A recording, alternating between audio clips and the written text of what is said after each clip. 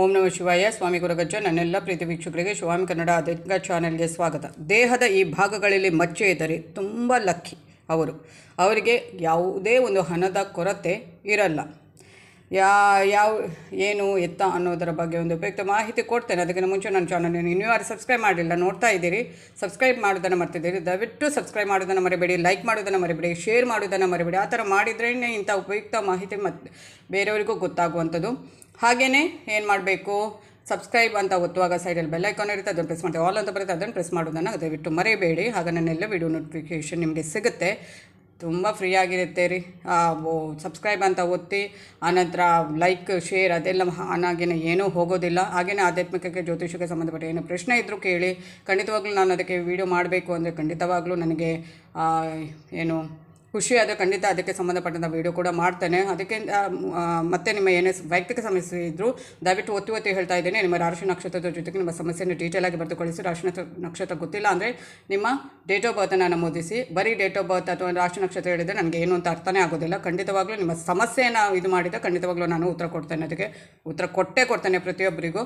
ಹಾಗೆಯೇ ನಾನು ಯಾವತ್ತೂ ಇರ್ತೇನೆ. ಸ್ವಲ್ಪ ಉತ್ತರ ಕೊಡುವಾಗ ಲೇಟ್ ಆದರೂ ಪರವಾಗಿಲ್ಲ, ಲೇಟ್ ಆಗುತ್ತೆ, ಯಾಕಂದರೆ ನನಗೆ ಸಮಯದ ಅಭಾವ ಇರೋದರಿಂದ ಆದರೂ ನಾನು ಕೊಡ್ತೇನೆ. ಡೀಟೇಲಾಗಿ ಮಾತ್ರ ಬರೆದು ಕಳಿಸಿ. ಸತ್ಯ ಹೇಳ್ತಾ ಇದ್ದೇನೆ. ಹಾಗೆಯೇ ನಾನು ನಿಮ್ಮ ಜೊತೆ ಇರುವುದರ ಮೂಲಕ ಮತ್ತು ನಾನು ನಂಬಿರುವ ಶಿವದೇವರ ಹಾಗೂ ಕೊರಗಜ್ಜ ದೈವದ ಆಶೀರ್ವಾದ ನಿಮ್ಮ ಮೇಲೆ ಸದಾ ಇರುತ್ತೆ.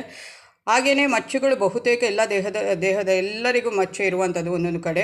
ಆದರೆ ಕೆಲವು ಮಚ್ಚೆಗಳು ತುಂಬ ಅದೃಷ್ಟವನ್ನು ತರುವಂಥದ್ದು. ಈ ಅದೃಷ್ಟದ ಮಚ್ಚೆಗಳ ಕುರಿತು ಒಂದು ಮಾಹಿತಿ ನಾನು ಕೊಡ್ತಾ ಇದ್ದೇನೆ. ದೇಹದಲ್ಲಿ ಮಚ್ಚೆಗಳು ಇರುವುದು ಅತ್ಯಂತ ಸಹಜ. ಕೆಲವೊಮ್ಮೆ ಆಪ್ತರು ಮಚ್ಚೆಗಳ ವಿಚಾರಕ್ಕೆ ತಮಾಷೆ ಮಾಡುವುದು ಇರುತ್ತೆ. ಕೆಲವು ಮಚ್ಚೆಗಳು ಹುಟ್ಟಿನಿಂದಲೇ ಇರುತ್ತವೆ, ಇನ್ನು ಕೆಲವು ಆಮೇಲೆ ಉಂಟಾಗುವಂಥದ್ದು, ಮತ್ತು ಕೆಲವು ಕಾಲಕ್ರಮೇಣ ಸಣ್ಣದಾಗುತ್ತಾ ಹೋಗುವಂಥದ್ದು. ಹೀಗೆ ನಾನಾ ಥರದ ಮಚ್ಚೆಗಳು ಇರುವಂಥದ್ದು. ಆದರೆ ಮಚ್ಚೆಗಳಿಗೂ ಅದೃಷ್ಟಕ್ಕೂ ಸಂಬಂಧ ಇದೆ ಅಂದರೆ ಖಂಡಿತ ನಂಬಲೇಬೇಕಾಗುವಂಥದ್ದು. ಸಾಮುದ್ರಿಕ ಶಾಸ್ತ್ರದ ಪ್ರಕಾರ ನಿಮ್ಮ ದೇಹದ ಕೆಲವು ಭಾಗದ ಮೇಲೆ ಇರುವ ಮಚ್ಚೆಗಳು ನಿಮಗೆ ಅದೃಷ್ಟವನ್ನು ಉಂಟು ಮಾಡುವಂಥದ್ದು ಅಂತಲೇ ಹೇಳ್ಬೋದು. ಎಲ್ಲ ಮಚ್ಚೆಗಳು ಅಲ್ಲ, ಕೆಲವೊಂದು ಮಚ್ಚೆಗಳು ಕೆಲವೊಂದು ದೇಹದ ಭಾಗಗಳಲ್ಲಿ ಇದ್ದರೆ ಅದು ಅದೃಷ್ಟವನ್ನು ಖಂಡಿತ ತರುವಂಥದ್ದು. ಬೆನ್ನಿನ ಮೇಲೆ ಏನಾದರೂ ಮಚ್ಚೆ ಇದ್ದರೆ ಆ ವ್ಯಕ್ತಿಗಳಿಗೆ ಭಾಗ್ಯದಾಯಕ. ಬೆನ್ನಿನ ಮೇಲೆ ಮಚ್ಚೆ ಇದ್ದವರು ಅವರ ಆರ್ಥಿಕ ಪರಿಸ್ಥಿತಿ ಚೆನ್ನಾಗಿರುತ್ತೆ ಮತ್ತು ಆರ್ಥಿಕ ಉನ್ನತಿ ಕೂಡ ಸಾಧಿಸಬಹುದು, ಶ್ರೀಮಂತಿಕೆ ಗಳಿಸಬಹುದು, ಕಠಿಣ ಶ್ರಮದಿಂದ ಯಶಸ್ವಿ ವ್ಯಕ್ತಿ ಆಗಬಹುದು. ವಿಶೇಷ ಎಂದರೆ ಇವರು ತುಂಬ ಖರ್ಚು ಮಾಡ್ತಾರೆ ಕೂಡ, ಅದರಿಂದ ಖ್ಯಾತಿಯೂ ದೊರಕುವಂಥದ್ದು. ಇವರಿಗೆ ಕೆಲಸದ ಕೊರತೆ ಯಾವತ್ತೂ ಬರೋದಿಲ್ಲ. ಬೆನ್ನು ನೆಲಕ್ಕೆ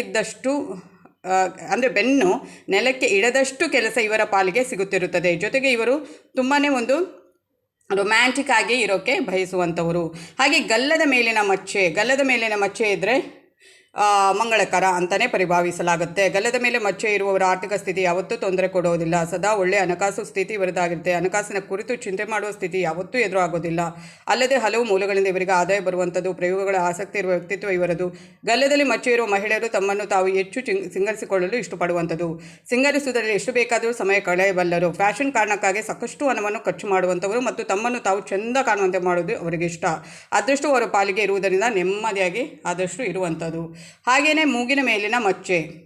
ಸಾಮುದ್ರಿಕ ಶಾಸ್ತ್ರದ ಪ್ರಕಾರ ಯಾವ ವ್ಯಕ್ತಿ ತಮ್ಮ ಮೂಗಿನ ಬಲಭಾಗದ ಮೇಲೆ ಮಚ್ಚು ಹೊಂದಿರುತ್ತಾರೋ ಅವರಿಗೆ ಎಲ್ಲ ಭೌತಿಕ ಸಂತೋಷಗಳು ದೊರೆಯುವಂಥದ್ದು. ಅಲ್ಲದೆ ಈ ವ್ಯಕ್ತಿಗಳು ದೂರದೃಷ್ಟಿ ಹೊಂದಿದ್ದವರಾಗಿರ್ತಾರೆ, ಬುದ್ಧಿವಂತರಾಗಿರ್ತಾರೆ, ಜೊತೆಗೆ ಸ್ವಾಭಿಮಾನಿಗಳಾಗಿರ್ತಾರೆ. ಇವರ ದಾರಿ ಸುಗಮವಾಗಿರುತ್ತೆ. ಹಾಗೆಯೇ ಹೊಟ್ಟೆ ಮೇಲೆ ಮಚ್ಚೆ ಇದ್ದರೆ ಅವರಿಗೆ ಯಾವ ಥರ ಇರುತ್ತೆ ನೋಡೋಣ. ಸಾಮುದ್ರಿಕ ಶಾಸ್ತ್ರ ತುಂಬ ಕುತೂಹಲಕರವಾದ ಮಾಹಿತಿಯನ್ನು ನೀಡುವಂಥದ್ದು. ಅಂದರೆ ಪ್ರತಿಯೊಂದು ವಿಷಯದಲ್ಲಿ ದೇಹದ ಭಾಗಗಳ ಒಂದು ಬಗ್ಗೆ ಭವಿಷ್ಯವನ್ನು ಹೇಳುವಂಥದ್ದು, ಶಾಸ್ತ್ರವನ್ನು ಹೇಳುವಂಥದ್ದು ಸಾಮುದ್ರಿಕ ಶಾಸ್ತ್ರ. ಒಬ್ಬ ವ್ಯಕ್ತಿಯ ಹೊಟ್ಟೆಯ ಮೇಲೆ ಮಚ್ಚೆ ಇದ್ದರೆ ಆ ಮಚ್ಚೆಗೂ ಆ ವ್ಯಕ್ತಿಯ ಆಹಾರ ವಿಧಾನಕ್ಕೂ ಸಂಬಂಧ ಇರುತ್ತದಂತೆ. ಹೊಟ್ಟೆ ಮೇಲೆ ಮಚ್ಚೆ ಇರುವ ವ್ಯಕ್ತಿ ತಿಂಡಿ ಪೋತನಾಗಿರಬಹುದು, ಅಂದರೆ ತುಂಬ ತಿನ್ನಲಿಕ್ಕೆ ಇಷ್ಟಪಡುವಂಥದ್ದು, ಮತ್ತು ಅದು ಕೂಡ ವಿಧ ಖಾದ್ಯಗಳನ್ನು ಇಷ್ಟಪಡುವಂಥದ್ದು. ತುಂಬಾ ಅದು ಕೂಡ ಅವರಿಗೆ ಆ ಯೋಗ ತಿನ್ನುವುದಕ್ಕೂ ಇಷ್ಟಪಟ್ಟರೆ ಸಾಕಾಗೋದಿಲ್ಲ, ನಮಗೆ ಬರಬೇಕು ಅಲ್ವಾ, ಅದು ಬರುವಂಥದ್ದು ಕೂಡ. ಹಾಗೆಯೇ ವಿಧದ ಖಾದ್ಯ ಇಷ್ಟಪಡುವಂಥದ್ದು. ಇನ್ನು ಹೊಕ್ಕಳ ಮೇಲೆ ಮಚ್ಚೆ ಇದ್ದರೆ ಅದು ಅದೃಷ್ಟದ ಮಚ್ಚೆ.